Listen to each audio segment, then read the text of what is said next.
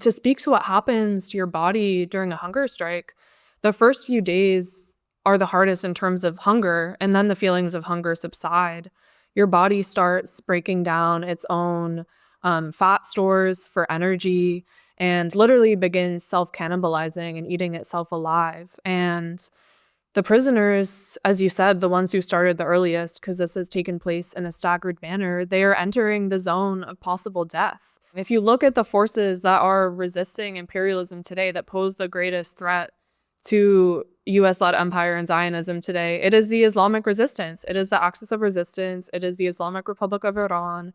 Zohran can say, I'm a socialist, I support Palestine, all these things, but he is still embedded in the fascist state. The US state is inherently fascist. The NYPD is inherently fascist. And what's so sophisticated about this, 21st century fascism, which some people like Jaruba bin Wahad of the Black Panthers and Black Liberation Army, he coined this democratic fascism. What's so sophisticated about it is that it can give this progressive, even socialist veneer while still ultimately just reinforcing the existence of the fascist state and embedding itself in it. Hello and welcome to Attrition. I'm your host, Ammar Kazmi, and in this show we delve into the forces of war, imperialism and Zionism, exploring their impact on our world and what it will take to overcome them. With your support, this podcast is growing and I've had the opportunity to speak with a range of insightful guests. If you enjoy this content, please make sure to subscribe to the channel, to like this video and to follow us on TikTok, Instagram and X. Today, it's a privilege to be joined by Calla Walsh. Calla is an anti-imperialist organiser and writer. She was formerly the co-chair of the National Network on Cuba, and she is the founder of Palestine Action US, which permanently shut down the first Elbit Systems facility in the United States in Cambridge, Massachusetts. As a result of her direct action, Calla was arrested and spent time in jail. Just like her activism, her writing pulls no punches on Palestine, the Axis of Resistance, political prisoners, US empire, and beyond. And you can find her Substack at calla.substack.com. Calla, thank you very much for joining me today. Thank you very much for having me. I want to start by taking a brief look at your background for anyone who may be unfamiliar. You, of course, are a staunch anti-imperialist, which is a pretty rare quality to find among activists from the United States these days. But I think it's fair to say that you've arrived at that position after a few years of campaigning. So how did you come to your current worldview and what motivated you to get into the work that you've been involved in so far, particularly when it comes to direct action in support of Palestine? Yeah, I'll just give a brief summary. I first got involved in politics at 15 years old. I was involved in the youth climate strikes that were going on in 2019, and it was also the Democratic primary for who would be the challenger to Donald Trump. And living in Massachusetts, I volunteered for the Elizabeth Warren campaign when I was 15.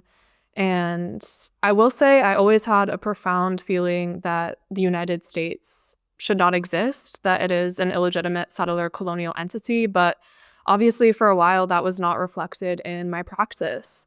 I was a progressive, but I didn't really have a broader political ideology. And there's so much counterinsurgent capture of youth energy, of youth suspicion or opposition to the status quo in the ruling classes that often funnels youth activism into mere apparatuses of the Democratic Party, to NGOs that are ultimately reinforcing these systems as they currently exist, even if they appear to be challenging them.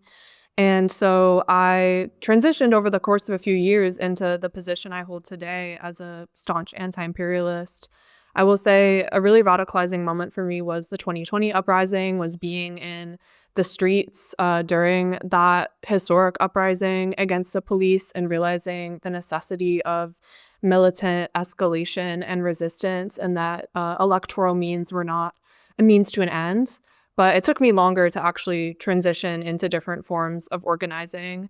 And another pivotal turning point was the May 2021 evictions in Sheikh Jarrah, the siege on Gaza, and the response by the resistance. That was a big wake-up call. That was what led me to permanently leave electoral politics and to focus my energy into anti-imperialist organizing.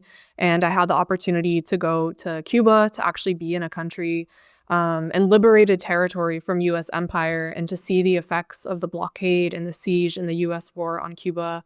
And all that led to me to the position I am in today. I was in DSA for like a year and a half, and I left over their liberal Zionism and their embeddedness in the Democratic Party.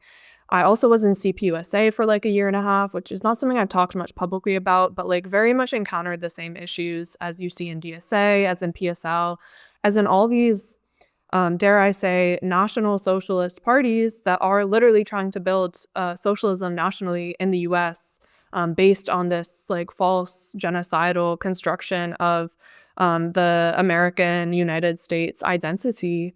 And now, yeah, my work is very focused on anti-imperialism, on supporting political prisoners. And because of the conditions of the repression I've faced, I can't be someone on the front lines doing direct action anymore. So a lot of what I'm focusing on is making propaganda, doing writing, uplifting voices of people experiencing repression whose cases aren't being covered or getting the attention that they need.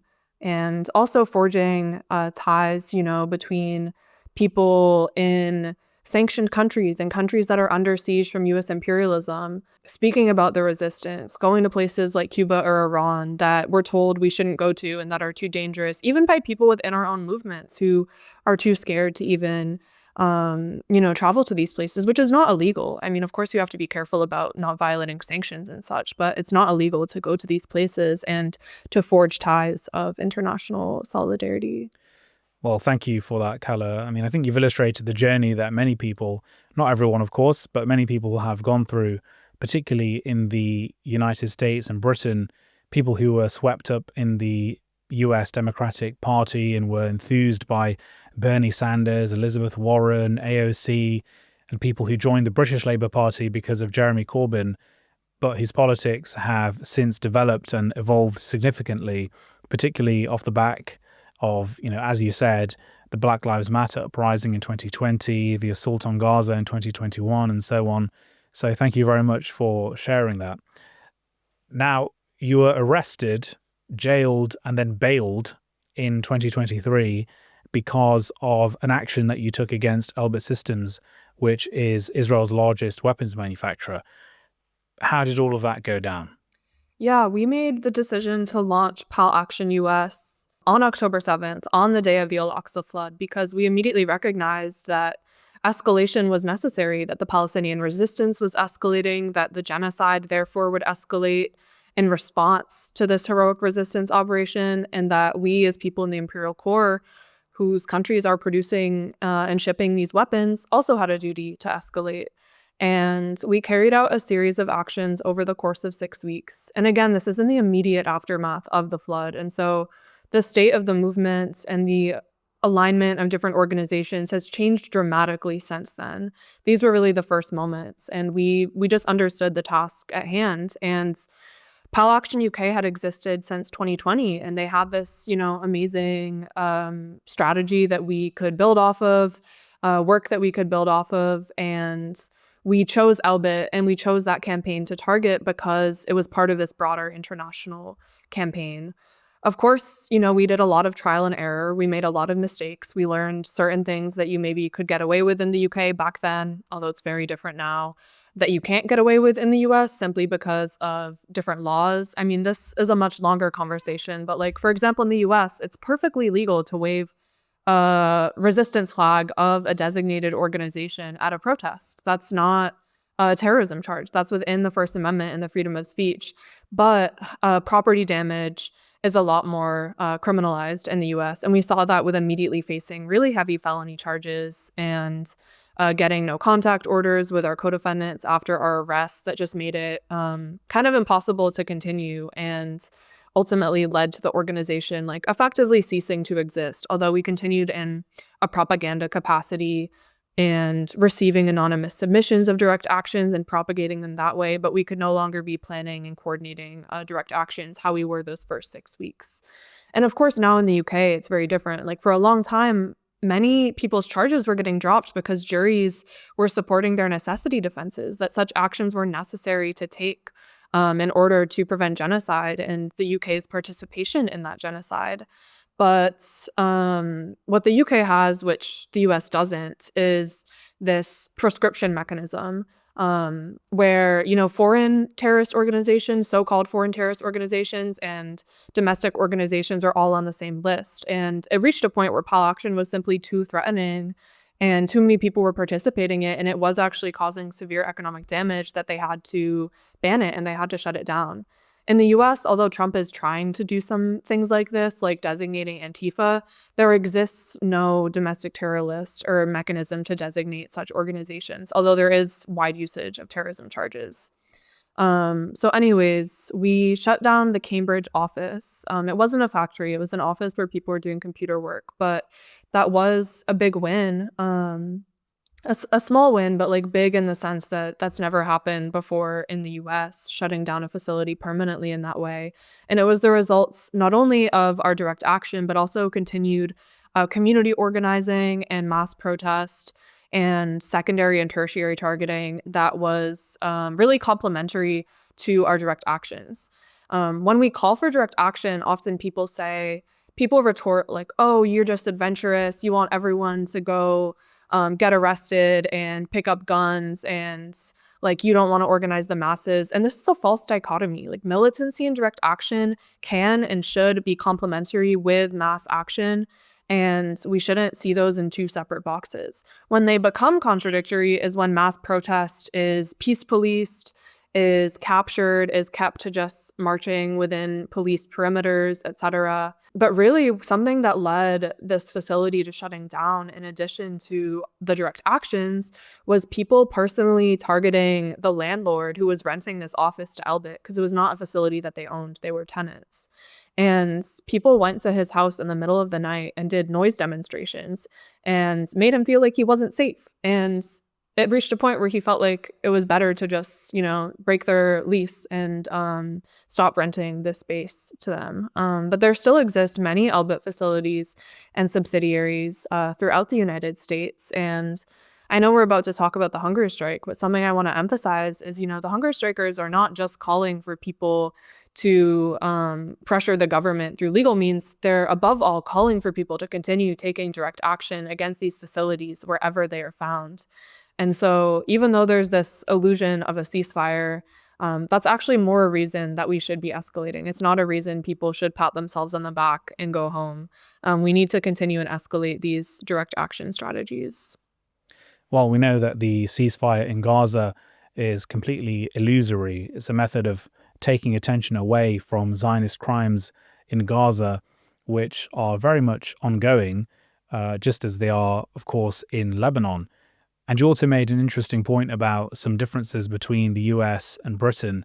Of course, in the US, it's strange that you have this First Amendment right, which protects you in many ways, but then you have these much harsher property rights, whereas it's sort of the opposite case here in Britain.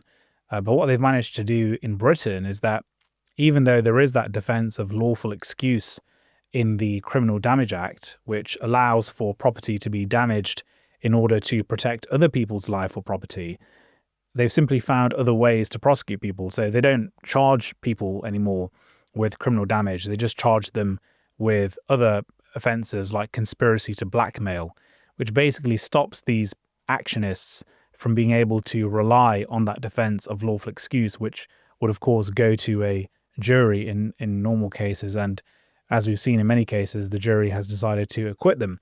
So the British state just shifts the parameters to suit themselves.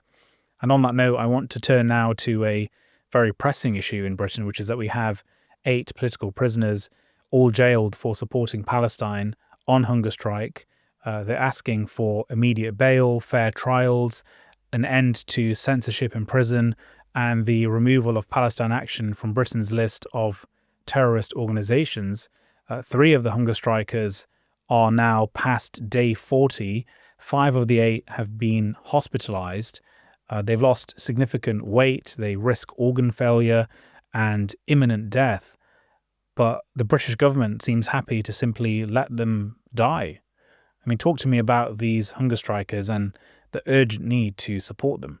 We need to continue calling and emailing the government, the prison administrations, putting pressure on media organizations who have just horrifically ignored this ongoing historic strike, as well as, people in other countries taking action at British consulates and embassies. And as I just said, continuing to take direct action for Palestine against the Zionist imperialist weapons industry, because that is what these prisoners are demanding. One of their other demands is to shut every Elbit facility down in the UK. It's not simply limited to like their own conditions and their own well-being, which is so inspiring. But yes, as you said, 5 have been hospitalized, some of them multiple times. Some of them have, been hospitalized, gone back to prison, been hospitalized again.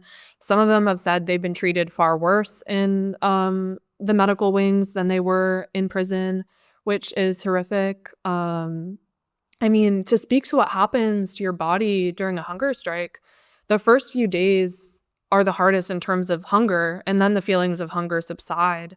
Your body starts breaking down its own fat stores for energy and literally begins self-cannibalizing and eating itself alive. And the prisoners, as you said, the ones who started the earliest, because this has taken place in a staggered manner, they are entering the zone of possible death. The last I saw when I woke up this morning is that they're starting to write their own wills. This is really, really grave and serious. And of course, I believe that the British colonial imperialist government is willing to let them die, because the British government has a record of letting hunger strikers die. But obviously, the people who chose to take up this action, they felt like all other means were exhausted. And being in the conditions of incarceration, they felt like their only weapon left was their own bodies, to put their own bodies on the line. And this bears sharp contrast with, some of the kind of performative, like, day-long fasts that we see for Gaza. We see, like, peace NGOs, anti-war groups doing, like, 3-day hunger strikes. Even Zohran Mamdani did this. Zohran did, like, a 3-day hunger strike in front of the White House for Gaza, all as performance to build his campaign. Like, this bears sharp contrast with people who are actually willing to go until potential death. And we cannot wait till it reaches that point to escalate and to take action in support of them. The moment is now. And, there has finally been a little bit of like acknowledgement from some people in the government. Like, this was raised in the House of Commons. The speaker said it was shameful that David Lammy hasn't responded to meeting requests.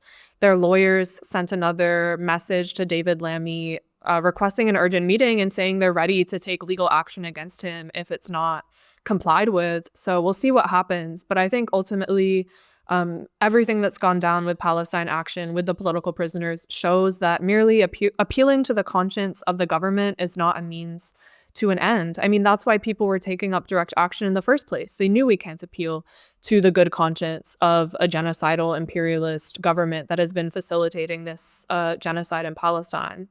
And so we need to take up escalatory tactics in support of these prisoners, even for people not in the UK. There's plenty of tactics and options at hand to build pressure. And yeah, I'm just so in awe of the steadfastness, the strength of these hunger strikers, and how through all of this, they've really emphasized how much Palestinians, people in Gaza, are inspiring them to be so steadfast, how they feel lucky, even starving in prison. They feel lucky that they're warm and inside compared to Palestinians whose tents are being flooded and freezing temperatures in Gaza. And that should really put into perspective how those of us who aren't incarcerated should feel, and like what we are willing to sacrifice. Yeah. As you've said, of course, we need to continue escalating, particularly those of us here in Britain. We have a huge responsibility to these brave, heroic hunger strikers. I know there was a recent protest at Downing Street, but really, and I say this to myself before anyone else, we could be and should be doing much more, because this is incredibly urgent. But of course, it's not just these hunger strikers who have been treated unfairly and are unjustly imprisoned. There are over 30 political prisoners for Palestine languishing in British prisons right now, including the Filton 24, some of whom are on the hunger strike right now, as well as those who took action at the RAF Bryce Norton Air Base, you were able to interview one of the Filton 24, Sean Middlebrough, who daringly managed to escape while on bail and has continued to successfully evade British authorities. Obviously, people can read your full interview with him on your Substack, but I wondered if you could share some of the important insights that you got from him during that interview. Yeah, it was very lengthy. Sean is a prolific writer, thinker, activist, and we discussed a wide range of topics and got kind of deep into some of his political ideology. But yeah, I think his escape shows the range of tactics that can be used to resist incarceration. You know, a hunger strike, of course, is one of them, an extremely powerful one. And Sean had the chance to escape, and he did. And he considered himself an illegitimate prisoner of war. And I think, given the horrific conditions they were facing, you know, being in tiny cells, he was locked up for 11 months. It's completely logical to choose not to return to prison. And his comrades who are still inside, including ones on hunger strike, have sent him their utmost support and vice versa. But Sean emphasized, you know, I asked him, my first question was, how does it feel to be free? And he said, I'm not free. You're not free. The readers aren't free. None of us are free as long as we live under this dictatorship of the bourgeoisie, as long as Palestine is being genocided, as long as this global system of imperialism is pillaging the earth. And he spoke to how beautiful it is to feel the elements, to see the sunset and the sunrise, to see the stars and the moon at night, something that he missed out on for 11 months. But at the same time, he's living underground, and that adds all these new constraints on his life. When he was in prison, he could still call his family and talk to his son, his very young son. And now he can't even do that because he needs to, you know, protect his security being underground. And so it shows that either way, this was an extremely hard choice to make because of the conditions the British state has imposed on him merely for taking action to thwart a genocide.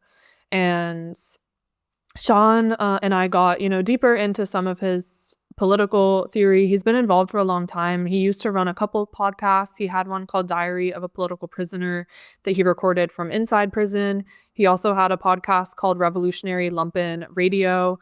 And his ideological grounding is very much in Marxism, but he pushes back at a lot of the bad tendencies that we see in Western Marxism that are just about, you know, improving life for people in the imperial core and seeing like social imperialist labor unions whose pension funds are invested in weapons companies as the revolutionary subject. No, his reference points are, you know, third worlds, internally colonized national liberation struggles. He talked a lot about the Black Panther Party. He talked a lot about the importance of being in the community and serving the people and understanding, you know, U.S. imperialism as our ultimate enemy and our duty as people, even in the core, as to open up fronts against it. And particularly in building a revolutionary movement in the core, the importance of centering the question of our political prisoners and people inside. So I certainly can't encapsulate everything that was said, but those to me were some of the biggest takeaways. And yeah, I hope that more prisoners are able to liberate themselves, and that, you know, if political prisoners in Palestine are breaking themselves out by digging tunnels with spoons, like prison breaks in the imperial core are absolutely achievable, and we shouldn't put that off the table as a possible tactic.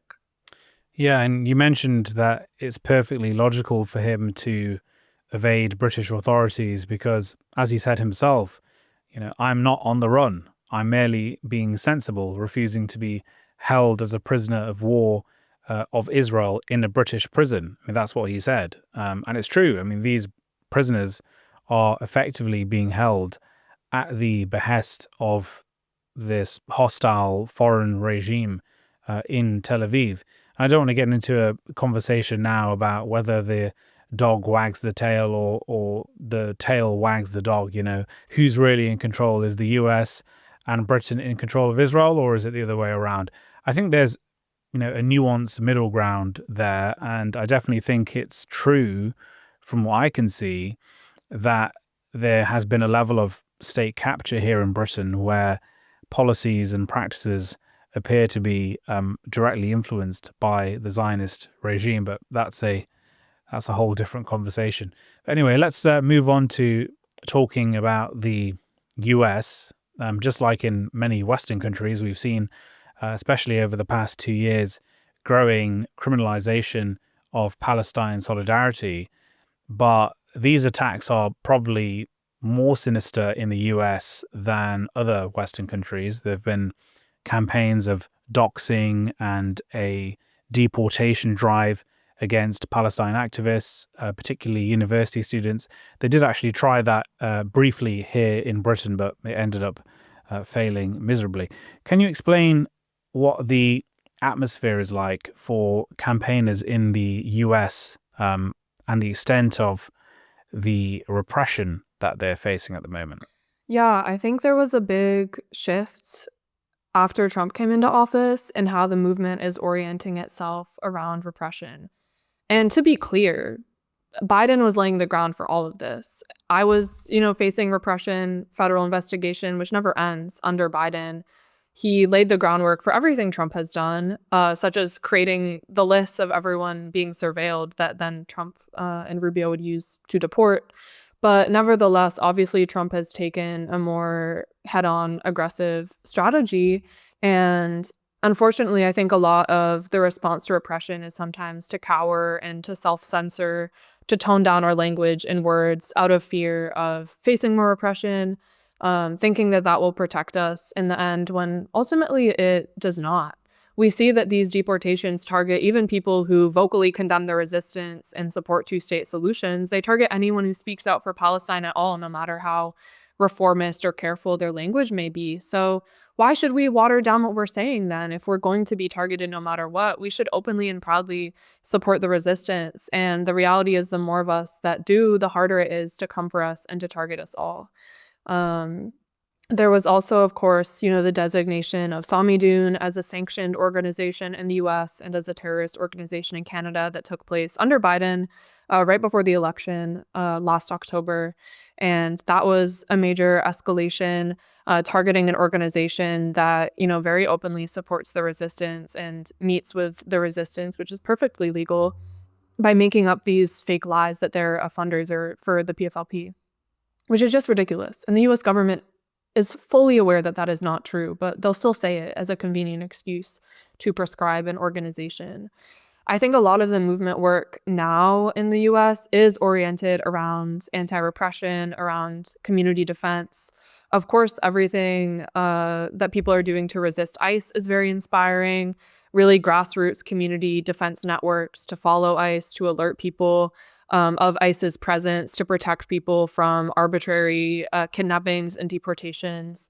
And that is why Trump is developing all of these new laws and legislation to, and states are doing this, to criminalize so-called interference with ICE, and especially targeting the doxing of ICE agents and portraying any and all anti-fascism as terrorism, domestic terrorism, which of course is self-indictment that this is a fascist state and arguably always has been. I recommend people read National Security Presidential Memorandum 7, which came out immediately after Charlie Kirk's assassination, which was a very convenient excuse to escalate some of this. And then after that, we saw the first application of this Antifa domestic terrorism legislation into actual material support for terrorism charges for people who are locked up in Texas for protesting against ICE, the Prairie Land case, which is a very interesting and important case to be following.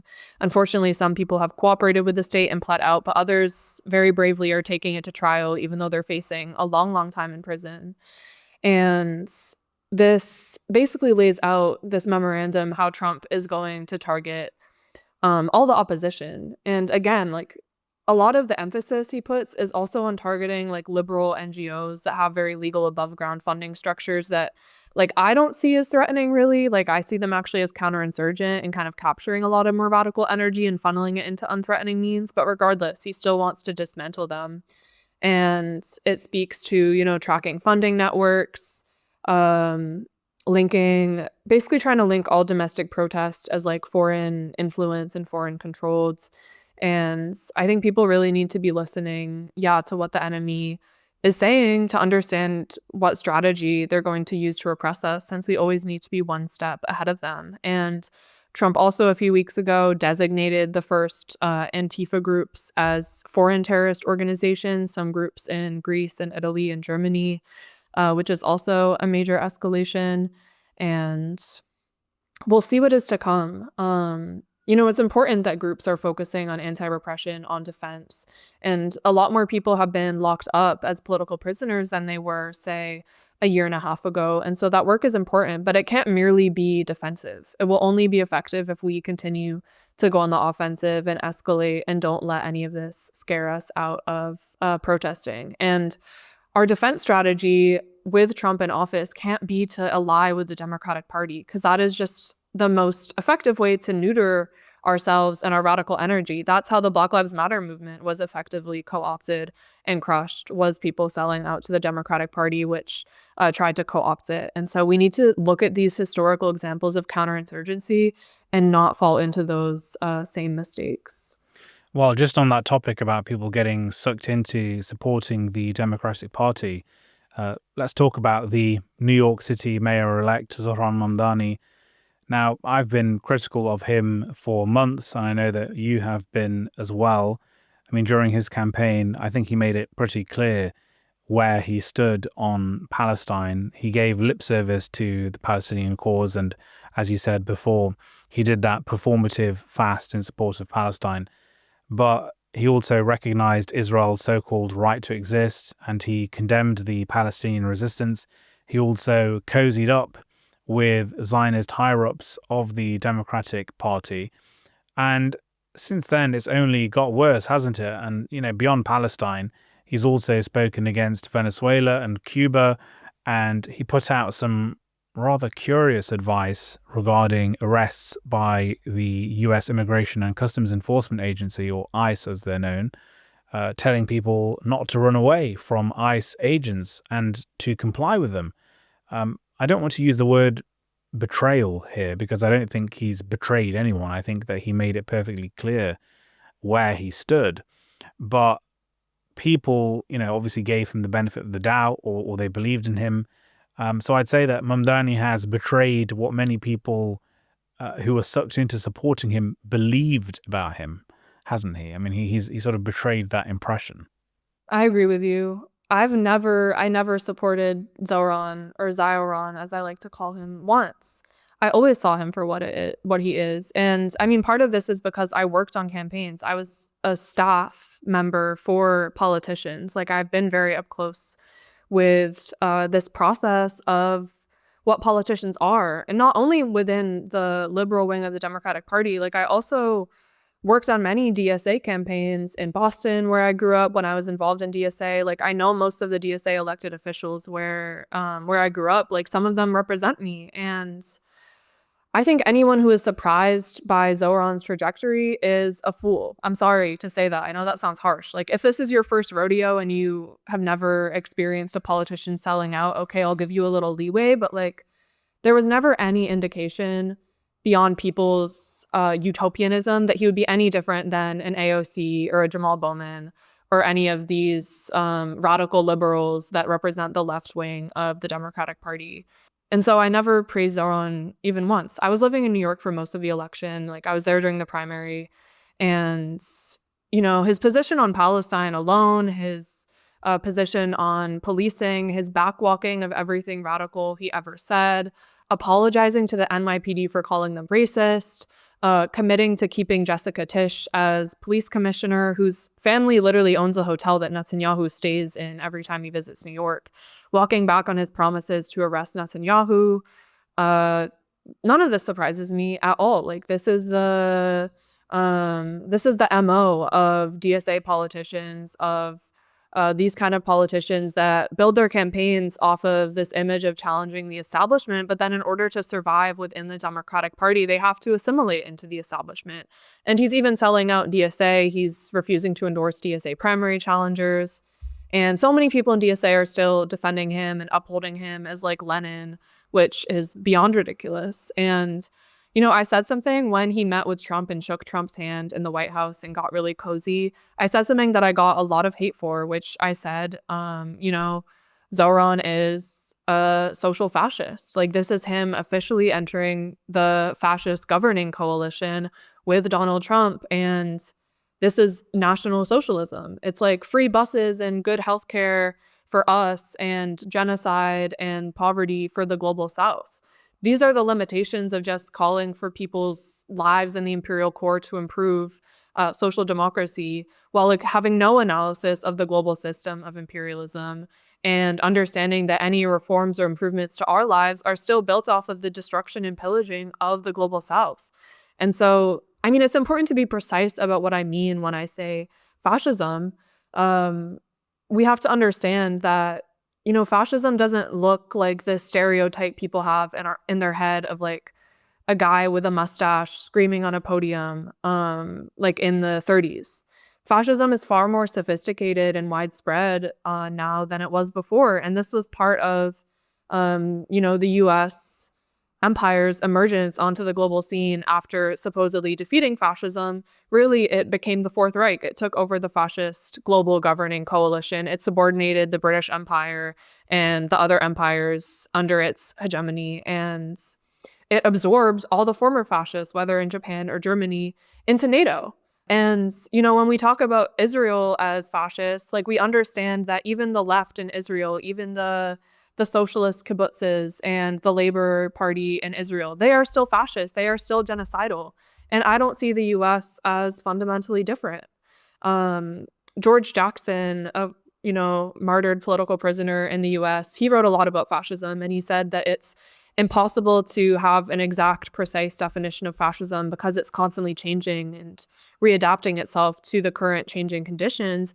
But if we had to define it in one word, for the sake of simplicity, that word would be reform.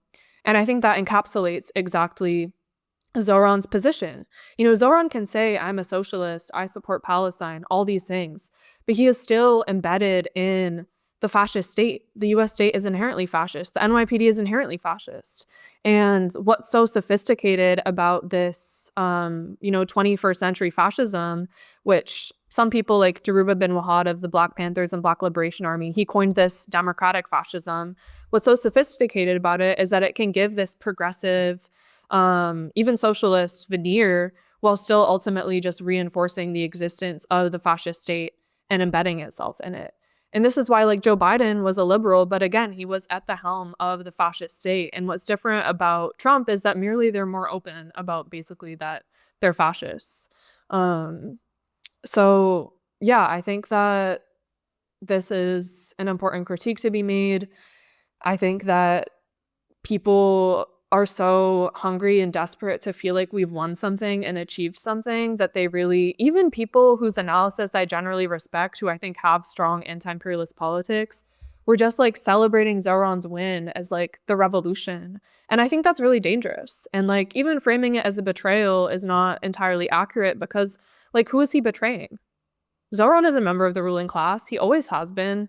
He's simply fulfilling his own class interests and his own career aspirations and his existence in the Democratic Party. And we need to be very, very clear about that. And so I'm glad to see more people, pressuring on his choice of police commissioner. There's been that petition going around. Obviously, he's not receiving it well. Obviously, Netanyahu is going to visit New York and he's not going to do anything. And I think, I hope that this is the nail in the coffin of this kind of strategy, because we can't keep going in circles. Every 2 years, there's going to be this shining new face that we think is somehow going to be the exception from this recurring pattern of counterinsurgency and co-optation and funneling radical energy into electoral means. And that's not to say that Zohran didn't win because of Palestine. Of course, the electorate and people's conscience was completely reshaped by the Al-Aqsa flood, and people wanted a candidate that appeared pro-Palestine. But that does not mean his win is this revolutionary victory that should be celebrated. It really needs to be critiqued how people are responding to this and why we feel so desperate as to launch onto this as this victory that it's not. It's actually far more dangerous, I think, because it obscures the contradictions. And that's why with Trump, you saw many people in the axis of resistance saying, like, the leaders of Ansar Allah said this, like, actually, Trump is better in some ways because he rips off the mask of fascism and American imperialism and barbarism, and he shows it for what it is. Whereas a figure like Zohran does far more to obscure those contradictions and get people to not understand the state as their enemy. I think what you said there about hoping people will learn from this is perhaps a bit optimistic, and I'm sure you would agree with that anyway, because people have had many opportunities already to learn their lessons, whether it was with Bernie Sanders, Alexandria Ocasio-Cortez, the Squad, whoever it is. Every time there's a new candidate challenging an incumbent in the Democratic Party, people latch on to that, and they don't seem to learn any lessons about the nature of electoralism. It's basically Einstein's definition of insanity, doing the same thing over and over again and expecting different results. You talked about the backlash that you received for your comments on Mamdani. I have to say that it was a pretty repugnant backlash. I mean, you obviously criticized him in quite strong terms, and I don't think that was unwarranted at all. But we saw people, particularly some members of Democratic Socialists of America, the DSA, attacking you, even insinuating that you're somehow racist, which is just absurd. I mean, surely this is just a textbook case of social imperialism and chauvinism by parts of the Western left, where, they will deify someone who talks about freezing rents and free childcare and city-owned grocery stores and whatever, and just ignore their positions and their impact on, not just the Palestine liberation movement, but also on marginalized, undocumented people and so on. I mean, what do you say about that, about this sort of social imperialism? Yeah, it's exactly that. And we need to have this understanding of the global system of imperialism to understand the task at hand in the imperial core, or else we're just going to keep running in circles.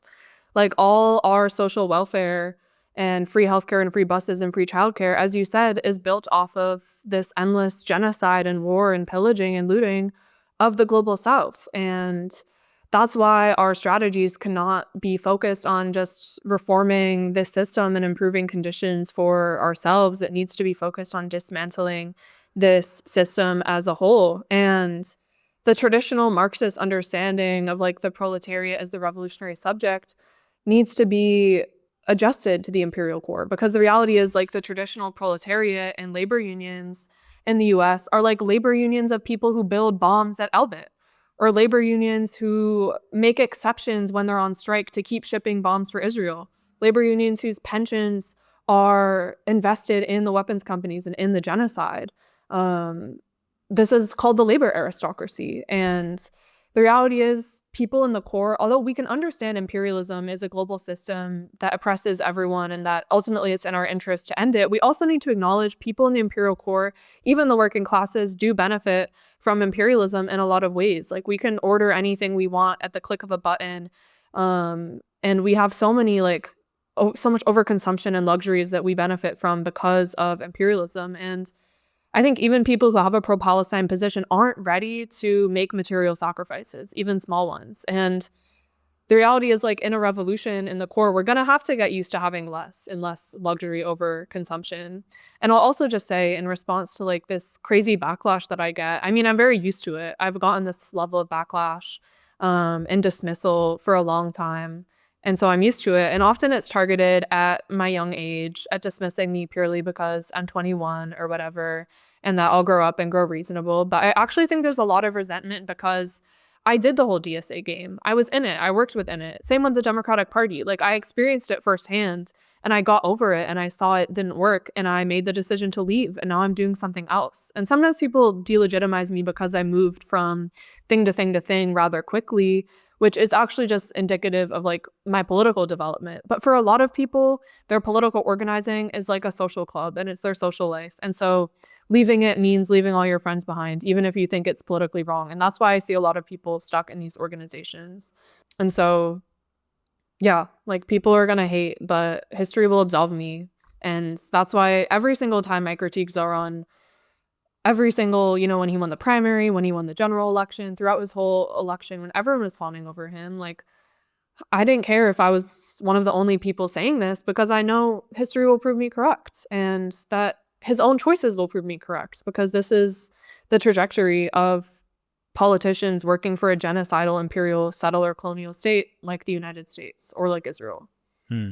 I mean, people who criticize you for learning and refining your politics are very silly. I mean, everyone's on a journey in life. My own politics have also developed significantly over the years as a direct result of my experiences. And that has resulted in being ostracized from some people who used to be my friends. But politics shouldn't be a social club. And in the end, if you're principled, you will do what you believe is correct, not just what advances your own personal interests. And you also mentioned that you're, of course, no stranger to being attacked by these chauvinists that exist on parts of the left. Of course, you were attacked for your excellent reporting from Lebanon and the Islamic Republic of Iran. I remember actually when you were in Iran, you very respectfully wore a headscarf, and people attacked you for that as well. And in my view, there is a problem on parts of the Western left who are Islamophobic, who buy into Zionist terminology like the word Islamist, and who play into the hands of empire when it comes to attacking the Islamic resistance. What's your response to those people, and particularly those who refuse to support Iran, Yemen, and the broader axis of resistance? I mean, I don't really care, because they're just wrong. Like, they're just wrong. If you look at the forces that are resisting imperialism today, that pose the greatest threat to US-led empire and Zionism today, it is the Islamic resistance. It is the axis of resistance. It is the Islamic Republic of Iran, Ansar Allah, Hezbollah, Hamas, Palestinian Islamic Jihad, etc. And that's just the reality. And, one, I think there's this like fetishization of the PFLP, or like people who, which of course like love the PFLP, but people on the Western left who only want to support a kind of like more appealing secular alternative to the Islamic factions. They'll only voice support for the PFLP and never for the Islamic factions. When if you look at the position of the PFLP and the other leftist groups on the ground, it is a tactical strategic alliance, a unity of fields with other factions, despite their ideological differences, because they are on the front lines together resisting Zionism and imperialism. I think there is, on the Western left, a long time fetish for secularism, for purity politics, for defeat, and there's no space for that. It's a defeatist strategy, and like people did attack me a lot for going to Lebanon and to Iran and for upholding the resistance, which I don't regret for one second. Like those have been the greatest honors of my life. Like to actually, meet with people in the countries that are militarily resisting US imperialism, to see the sites of the thousands of martyrs who have given their lives for the cause, to see the sites of destruction, like to actually physically stand in the rubble caused by US and Zionist missiles. Like I can't put that experience into words. And this like fetish for purity and for secularism is honestly why the left has become like irrelevant in a lot of ways, if we're being honest. And I don't think you can understand the efficacy and strength of the resistance without understanding its Islamic character and its spiritual character that unifies it, that provides it with this strength and this determination and constant, regeneration of itself, which is why the US and the Zionist entity are, aimed at total genocide, because they can't defeat the resistance. By nature, this guerrilla resistance, this popular cradle, continues to regenerate itself generation after generation after generation, and it will never be defeated or non-existent unless it is like literally completely obliterated, which is obviously what they are attempting through this genocide that we see still happening in Gaza and the West Bank. We also see happening in South Lebanon, which is being bombed every single day. Dahia was bombed a few weeks ago. A Palestinian refugee camp in South Lebanon was bombed, which was the worst massacre since the so-called ceasefire, which Israel has violated over 10,000 times. So anyways, of course, I wholeheartedly support the axis of resistance and the Islamic resistance, and I think so should everyone else. Like, that's simply just like the materialist position if you're looking at who qualitatively is resisting imperialism today. And I think people on the left who want a leftist alternative should actually like reflect on all the mistakes that the left has made as to why they're so much less relevant and on the scene today. Meaning people, in the West, speaking from my perspective as a Westerner.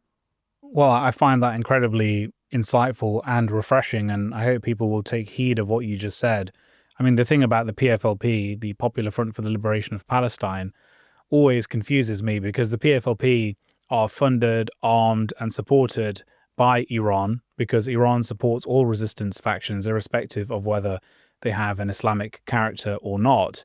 And of course, the PFLP support the rest of the Palestinian resistance. And let's not forget, the PFLP took part in the Al-Aqsa flood operation on the 7th of October. So I do find it strange when certain people support the PFLP but don't then stand with other Palestinian resistance factions or with the wider axis of resistance, which does, as you say, have a specifically Islamic character. And the Islamic resistance in West Asia, I think, does have a lot to teach leftist movements around the world, which have definitely become increasingly powerless and irrelevant following the fall of the Soviet Union in 1991. I just want to turn to something else which is very important, which of course is the ongoing attempt by the US to overthrow the Venezuelan government. Of course, it's tried to do that for over 2.5 decades, but we're now at a very critical juncture. We know that they've been creating pretexts to attack Venezuela, the most absurd of which I think are these drug trafficking allegations against President Nicolas Maduro. And we know that they want to take over Venezuela's colossal oil reserves, over 300 billion barrels of oil. They recently engaged in an act of piracy, stealing a Venezuelan oil tanker headed to Cuba. Could you elaborate a bit more on this regime change operation? What's motivating it, and crucially, what you think people in the US should be doing about it? Yeah, well, people certainly need to do more than just chant and hold signs in order to resist this latest US imperialist aggression against Latin America. When we talk about like the height of the US anti-imperialist movement, when underground guerrilla groups were actually militarily active in the US, opening up fronts within the US empire, sabotaging military infrastructure, etc. That was not only targeted at stopping the Vietnam War, also a lot of it was focused at the US role in El Salvador, in Nicaragua, and US aggression in Latin America. And we need to understand the aggression and regime change operation at Venezuela as not solely targeted at Maduro and Venezuela, but it's aimed at destabilizing the entire region and overthrowing any and all anti-systemic states and projects that are posing a threat or merely building an alternative outside of US empire. As you mentioned, this oil tanker was seized the other day, and that oil was bound for Cuba. Since the Bolivarian Revolution, Cuba and Venezuela have had a very long-standing close partnership because Cuba is a small island nation that does not have its own natural gas or oil resources. And so it set up a program with Venezuela called the Oil for Doctors program, where Cuba provided 30,000 doctors and dentists and trained like 40,000 Venezuelan medical professionals in exchange for 100,000 barrels of oil every day. I don't know if those numbers are accurate anymore, but at least in the initial phase of this program, they were. And so Cuba, of course, has been under this blockade, this siege by US empire, increasingly getting worse as Trump escalated sanctions and Biden kept all of the sanctions and the state sponsor of terrorism designation. And I mean, deprivation of fuel impacts every single aspect of life there. And so certainly this war is aimed at overthrowing, destabilizing Cuba as well. And I mean, the Venezuelan people, the Venezuelan society, like, appears, I've never been there, I would love to go, but it appears extremely united and defiant and resistant and ready to resist any further escalation by the US or a potential ground invasion, which certainly is to come. I mean, people have kind of been saying it's imminent, it could happen any day for like months now, so we don't actually know when, but this was a huge escalation this week. And, there's incredible speeches like by Venezuelan military leaders, by Maduro, of course, grounding their resistance in both the conventional military struggle and the guerrilla struggle, and saying, the military strategy and ideology of the Bolivarian Revolution is protracted people's war. This is a resistant people. It's not just like this state that's detached from the people in the society. Like, they are all one. I mean, Maduro was a bus driver and a union organizer, and he was in a rock band, which I think is cool. But that was his path into politics. Like, he is of and for the working class and the people of Venezuela. And I mean, I think he's an amazing leader, and the US wants to destroy him, and he's not willing to sell out no matter how much money or safety they offer him in exchange for leaving. We saw that Machado, she just fled. She actually had to alert the US military where she was leaving with her family in a boat from Venezuela to make sure that they wouldn't bomb her, which just shows these are completely random, arbitrary bombings of boats, because she had to make sure they wouldn't bomb her. And something Maduro said in a speech right after the oil tanker was seized was that we need to rebuild Gran Colombia, which, for people who don't know, was a state that existed right after Simón Bolívar led the defeat of Spanish colonialism. It was a vast state spanning much of some of Central America and like northern South America, and was, aimed at uniting the region against colonial imperialist domination. And of course, it ended up being fractured, and then the US intervened and created even more fracturing, created Panama, etc. And this is the approach. Like, when the strategy of the aggression is destabilizing the entire region, the only possible counter to that has to be uniting the entire region in resistance.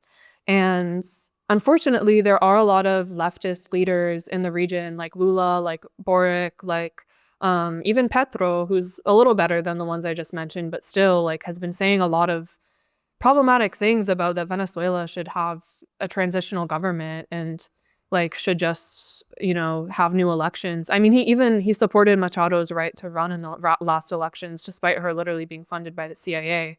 And so I think that really needs to be pushed back on. There is a distinction between like Cuba and Venezuela and Nicaragua, and then the kind of leftist governments that are still trying to play it safe with US empire, which we know doesn't protect them. Like, the US is still threatening to come for Colombia and Lula, etc. Like, they still will come for them no matter how much they try to play it safe. But Petro has also pointed out the need for a Gran Colombia and for like regional unity and coordination. And I hope to see that. I hope to see that come. I also hope that Russia and China don't just abandon Venezuela to US aggression and that they step in. But like, I'm not getting my hopes up after what we've seen in Palestine and even in Syria. So we'll see. But I have faith in the Bolivarian Revolution and in the Venezuelan people. And that is who is going to defeat this aggression at the end of the day.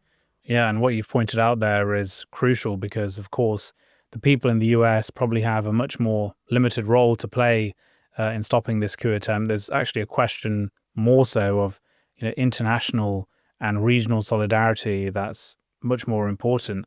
You're absolutely right, of course, to point out that some of the so-called pink tide countries like Chile, Colombia, and Brazil have either been fair weather friends or actively hostile to Venezuela, and that's not going to save them from the wrath of the US empire.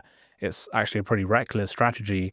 And we know that regional integration in Latin America used to be much stronger. Venezuela under Hugo Chavez was a pioneer in that effort, helping to launch regional intergovernmental organizations like ALBA and UNASUR. But a lot of that has now been diminished. And in terms of Russia and China, they should understand that one of the main reasons Venezuela is being targeted is because of its relationship with them, not just because of its oil. And even from a selfish perspective, it doesn't help Russia and China for a huge pole of anti-imperialist power in the world like Venezuela to fall. But I'm afraid we're going to have to call our conversation to an end there. I really appreciate all your insights, Calla, and I think you are an example to many others when it comes not just to your political clarity, but also to your commitment to affecting material change, which is really inspiring and something that people should absolutely learn from. So, Calla, thank you very much for joining me today. Thank you so much for having me. It was a pleasure. Thanks for creating this platform to host voices like mine, and I hope to see you again soon.